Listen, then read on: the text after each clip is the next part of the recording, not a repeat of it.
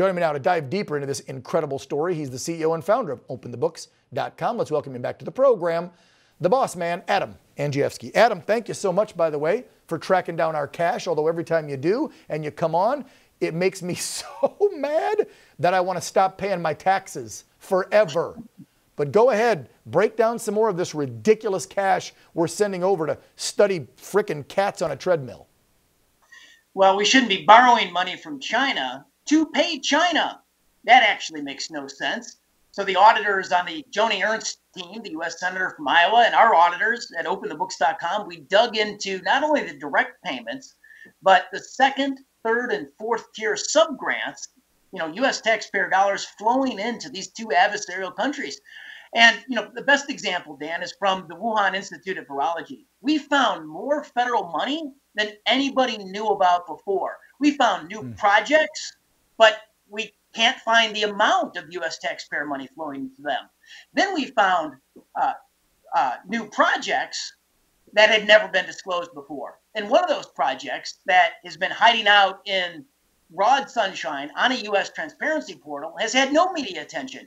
$216,000 flowed of U.S. taxpayer money into the Wuhan Institute for on a mice study. It's called transgenic mice.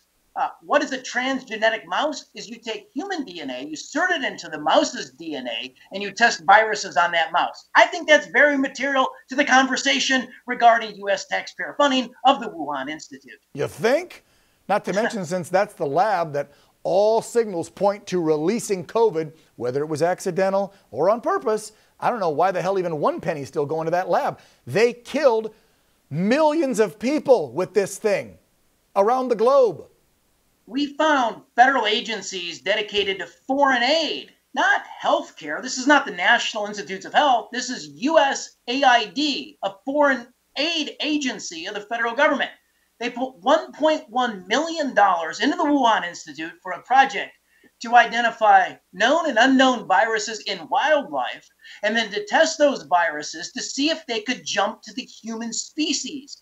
Now that's never been publicly disclosed. Only one congressman knew about that because he got a confirmation letter from the agency itself saying that they had funded it through EcoHealth Alliance. Again, it was a subgrant. It was a tier of subgrants that's not disclosed by federal agencies. Wow, this is insane. Anything else, any more ridiculous that I didn't see in the report besides the ones I touched on and you just did? Because I want folks to know what you've uncovered in this. I mean. Yeah, $6 million on a Department of Defense Pentagon contract to a Chinese IT contractor for a very important logistics platform that in a crisis would transport our servicemen and women and their equipment and materials. Okay, and $6 million is paid to a Chinese IT contractor, and this is after the Inspector General, the Department of Defense, issued a report saying that you shouldn't put Chinese IT contractors on sensitive technologies at the Pentagon.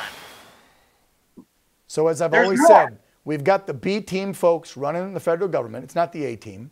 They're running us into the ground. They're blowing our money like a drunken sailor on leave.